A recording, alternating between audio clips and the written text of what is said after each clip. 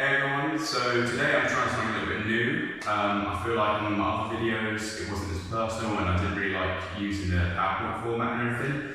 So this time I'm going to be using like this whiteboard. Hopefully it'll be quite effective and you guys will get a better understanding of who I am as a person and as an analyst myself. So today we're going to be looking at obviously the Leicester-Chelsea game. This was in the FA Cup and ended up as a 1-0 win to Chelsea.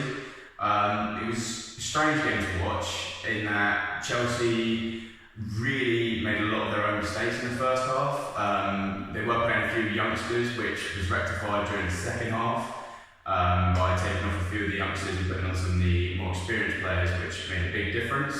And to be honest, this was Leicester's game to lose in the first half. They had a lot of chances, made a lot of their own mistakes. And it was really a game of two halves, to be honest. Leicester should have taken the first half probably with a 1, 2, maybe 3 goal lead. Whereas Chelsea in the second half, again, the vice versa applied. Chelsea could have had a few goals in that half as well. So this is the formations. Chelsea playing their usual 4-3-3 and Leicester with the 4-1-4-1. Any notable changes to Chelsea's lineup was Emerson in left back. They played Billy Gilmore, who played amazing in the FA Cup last against Liverpool. This game he was not so great, made a few mistakes. I feel like this was due to him playing with Kante, but we'll go into that a little bit later. And the other changes was with Reece James instead of Azpilicueta as well, and playing Tammy up top instead of the normal Giroud. Leicester, on the other hand, playing a very huge, similar team to what they always play, with Vardy up top and the front four midfield. Indeed, sitting in the middle, he was very crucial in that first half to making sure that any counter-attacks were stopped by Chelsea, because Leicester had a lot of pressure, and so Chelsea are quite good on the counter-attack with Willian and Pulisic on the wings and Tammy as well, being good at holding up the ball. Indeed, he did a very good job in stopping Chelsea on any counter-attacks in the first half and helped build up the play as well. He was always a reliable option. So this was Chelsea's lineup and Leicester's lineup. The subs here made, so the first three here were the subs that Chelsea made in the right on half time. It was a real message from Frank Lampard. He really just wanted to make sure that they got that win, and it was a message to the young players that they really need to step up their game if they're going to compete for their place in the starting 11. So these three changes, Gilmore, James and Mount, all came off for more experienced players, and it made a real change in the second half. And then these changes were made later. I'm really hoping to see Loftus get a bit more game time and try and get back into the swing of things. He was very good before his injury, so I'm hoping he can get back into it and get better after his injury. So here we have an example of Chelsea's build-up play. It's very similar to what they always do. So what they've done is they split the centre-backs out wide to provide an option here, and then let the two full-backs press high and wide as well. Then we have the wingers. They'll push higher but more centrally, and this is because if, like it was a lot in this game, if our only option is to go long into Tammy, then Pulisic and Willian can tuck in to help provide options. So if we do manage to control the ball, if Tammy controls himself, or if we can get it down to Mount, then Pulisic and Willian can make those runs that they do in and around the back like so. So if they were forced long, then this was one of our options. However, Leicester were very good at defending this, with Indeed sitting in front and doing a very good job. And also Leicester's two centre-backs are very big, and so they can stop Tammy getting that ball down. Now, if we did what we like to do as well, is play out from the back. Let's do, for example, we play out to Zuma first, then what Leicester did, which was very good, is they tried to force us into one area. So if we went left to Zuma, then they would try and condense the space and make it hard for us to play out. Normally Chelsea can get out of these situations, but what they'll do is Leicester, so for example, if we've gone left to Zuma, Vardy will first make his run, and he'll try and cut past Rudiger as well as closing down Zuma. This way they can avoid us playing out wide and getting into Reece and having that space. So that will happen there, and if we are maybe try to play across to Emerson, then this is where and their winger will come in. He often sat right on top of Emerson, almost just in front as well, so that the pass wasn't on, and if they did try to make that pass, they could cut it out. So they did a very good job of that. I think this was Perez on this wing, trying to stop that play.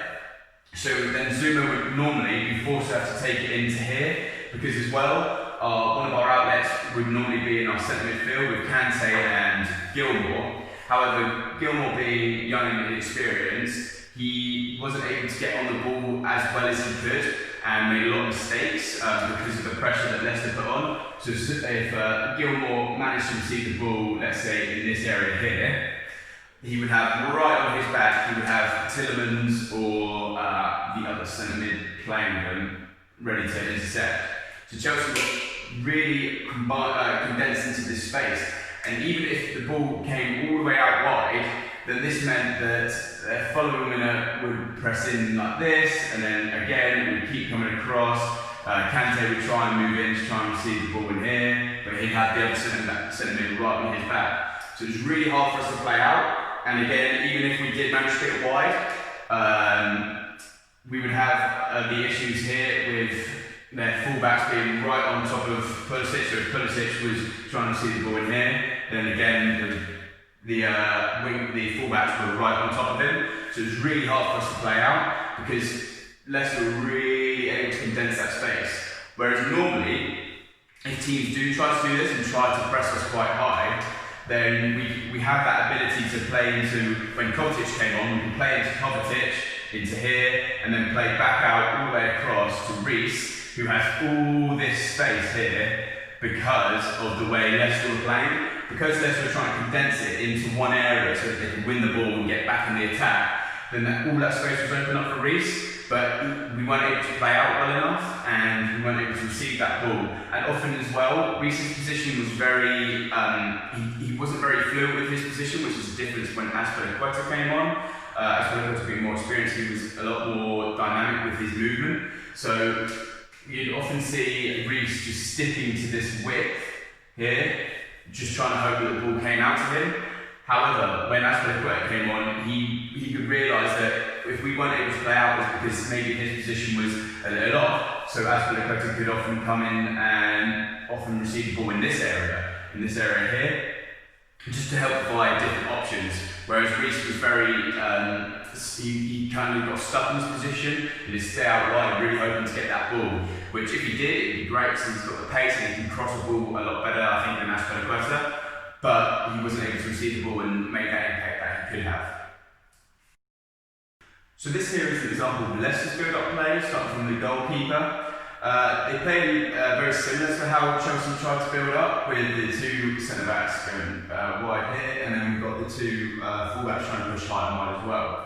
One of the most notable differences is, though, between Leicester and Chelsea, is Leicester played just in DD, trying to receive the ball and play out there, whereas Chelsea, as you saw, were using the double pivot with Gilmour and Kante. I'm not sure if this was intended by Frank Lampard to have them both sort of trying to receive the ball in these areas here, Kante and Gilmour.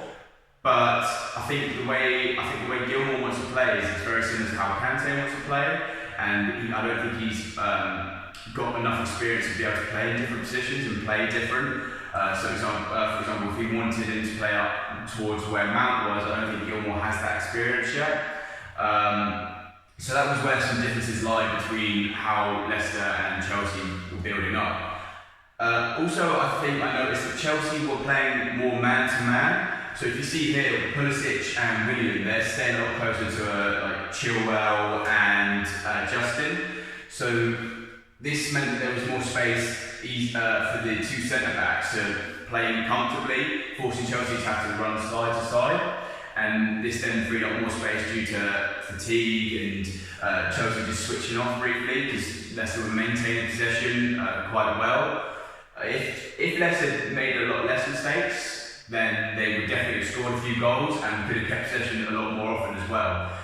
I think the stats that were much in Leicester's favour could have been even more if Leicester were able just to keep holding the ball. I think other differences as well is with Vardy up top here, because he's not, he doesn't hold up the ball, he's not one of those sorts of strikers, he had a lot more comfortability in moving around these areas here, and Leicester they seem to gel a lot better than Chelsea were. So if Vardy was moving in and around here, then you could see that their wingers maybe would tuck in. If Vardy moved over this area, then this winger would tuck in here, and then vice versa, he would tuck in if Vardy was going that way. They seem to gel a lot better, and they seem to know what was going on the whole time. Whereas with Chelsea, I saw a lot of mistakes in team play. So for example, just when Leicester were trying to build up, if Tammy was trying to press because he saw maybe a mistake or a mistouch or a slow pass, if Tammy decided to press, oftentimes the rest of the Chelsea team weren't reacting. And I'm not sure if this is a mistake on Tammy's side, I think it is, but it could have been a mistake on the rest of the team. So if Tammy was pressing here, let's say there's a loose ball into one of the centre backs, then Tammy was pressing here. However, Pulisic would just stay on his fullback, which is fine, but I think Gilmour wasn't as reactive, and so if the Leicester midfield decided to try and help him out, help out the centre back, he'd tuck in here, and Gilmour would be lagging behind a little bit and wouldn't be as aware to the play. And I think it's the same with Mount this game. I don't think Mount had the best game either. He has been playing very well, but Mount, again, if the ball came in here, he wasn't as reactive to the play to come in and try and stop the ball going out to Ndidi, or possibly trying to cut out that pass across to the other centre back. So I think Leicester just seemed to gel a lot better than Chelsea did in the first half, which is why they kept possession a lot more. And I think that Leicester were just more willing to get that ball, and they were moving a lot better, and it just seemed a lot easier for them than it was for Chelsea. I think there's a few mistakes there. I think having Vardy up top just made it really difficult to Zuma and Rudiger, because Vardy is willing to make those movements. Even if it's a movement into here, this is a really difficult decision that centre back now has to make, because if, like they often were, Gilmour and Kante were occupied with the two other centre backs, what does the centre back here do? What does Rudiger and what does Zuma do? Do they follow Vardy in, leaving this space in here, or do they sit and just allow Vardy to receive the ball in that area? That's what I think the difference is between having Vardy and Tammy. Tammy was just trying to stay up top and stay in between those centre backs and just try and win that ball if the ball came up, which meant he wasn't occupying those spaces which can cause confusion with centre backs, whereas Vardy made it very difficult for Zuma and Rudiger, I think. So here we have an example of what happened when Leicester managed to get up the field. So we managed to work it into Chelsea's half, and let's say for this example we have the ball out with Chilwell. Obviously the same can happen on either side, let's say the ball's over maybe with Justin. But what I noticed that Leicester did is, if the ball did manage to get over into a dangerous position in the whips, is Leicester were willing to pack the centre and make it difficult for Chelsea's defence if the ball did get across. So for example, we have Perez, Vardy, Tielemans and Barnes. They're all playing quite centrally, which is forcing Chelsea's defence into quite a narrow position. Oftentimes what did happen as well is Leicester managed to get to the byline really well with play between Chilwell and Barnes. They managed to get to the byline and get in some dangerous crosses. So this made it really hard for Chelsea's defence, especially as well if we wanted to try and get that ball and then play out as well, is because we were all crowded and congested in this area. That Leicester were able to win the ball back quite easily, especially if the ball was trying to go over to Mount. They had Ndidi there ready to try and get ahead of him and receive and get that ball. So also what happened as well is Leicester, even though they were committing quite hard to the attack, is they had quite a solid defence and they had quite a nice setup as well. So if you see here, when the ball's out with Chilwell, Justin would come in. Often he'd be maybe more central, just to help provide that option.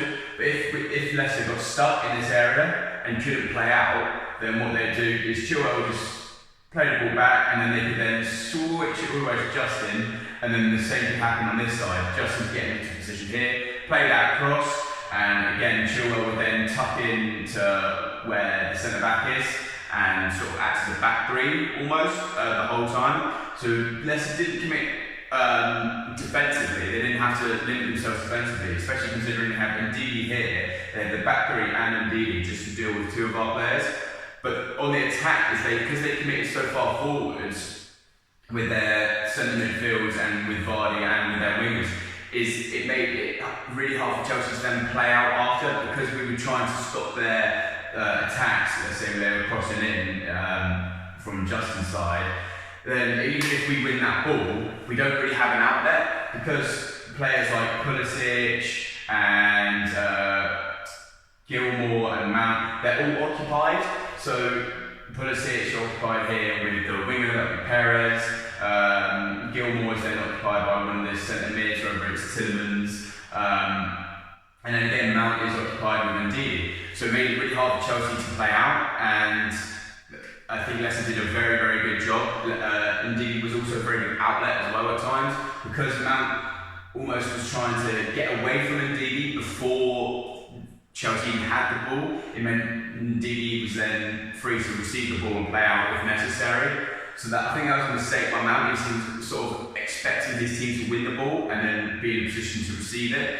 But then even if Chelsea did win the ball, Ndidi being such a good central defensive mid that he is he was able to get onto Mount very quickly, and made it very hard for Chelsea to then play out, receive the ball and get onto the wings and get on that counter-attack. I think this was mainly due to inexperience as well. So with James and Gilmour, I think especially, Gilmour wasn't really ever in a position to win the ball and help Chelsea out. With Kante sitting in here as well, we were just sort of pinned in, and when we did receive the ball, Gilmour wasn't comfortable enough to try and hold up that play and allow the likes of Pulisic to then push wide. So if he received the ball in this area, he was forced to do something rash, maybe just kick it out or end up giving away the possession like he did a few occasions, which was quite disappointing to see.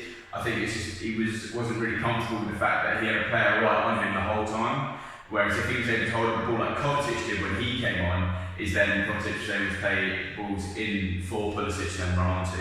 And again, same with the other wing with William. So here we have an example of how Chelsea played in the second half, if we managed to build the ball up, which we were doing a lot more in the second half, thankfully, due to the subs we had made.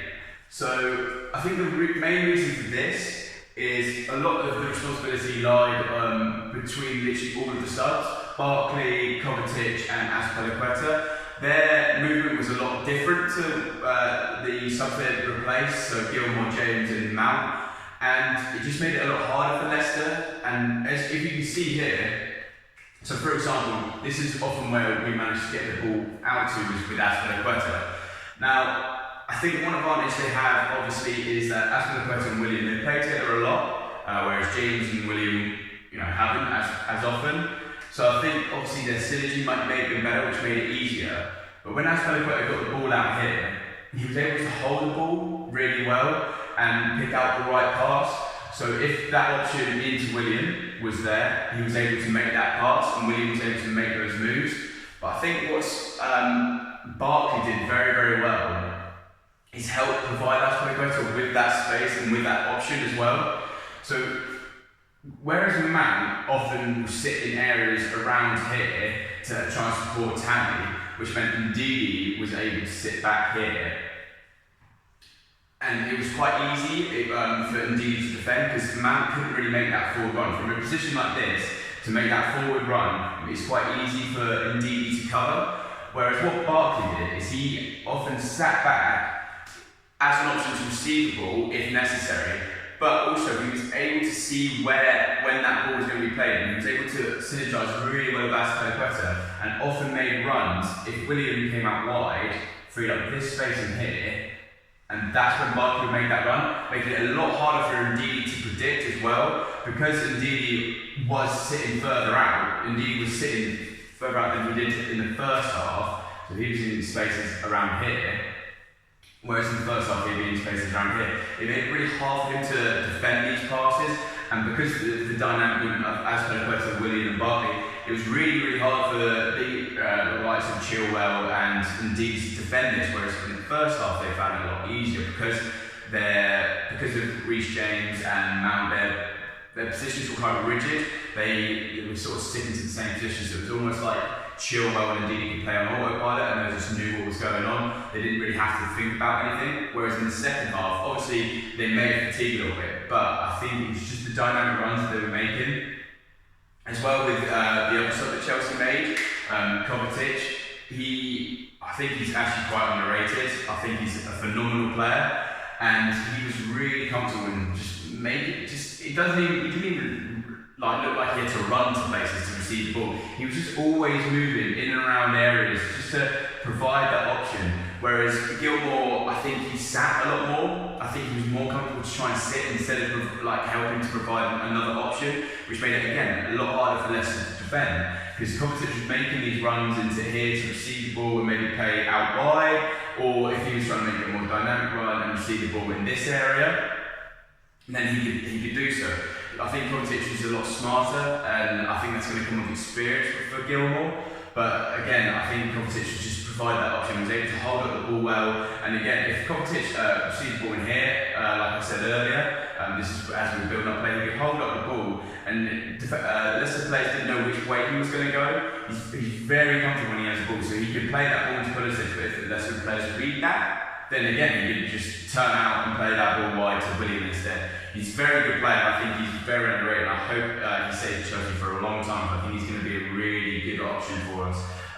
Even if we only bring him on as a sub, but I think he should be starting a lot more and playing a lot more games, because he also does very good work defensively and just holds up the ball really well. And he seems to just breeze past players, and is really, really good. So I think this is where Chelsea just shone, is when we brought on these more experienced players, and just the runs were a lot more dynamic. It was a lot harder for Leicester to read. I mean, you can just see just from the scribbles that I've made, it's too hard for one player, their centre mid, just to read that Kovacic could go there, or he could go in there, or he could go in there. It's really hard for them to read. It just makes them move around a lot more, and then it makes it really hard for Leicester to defend. So I think that's where Chelsea really shone. And again, the goal that they scored, it literally is. It's just a great example here. This is where that Barkley made that run into this area and managed to score that goal. Really well taken from Barkley as well. I think we should have scored a few more goals in the second half, but it was really good. I think as well, with Tammy playing, he's kind of in the middle of Giroud and Vardy.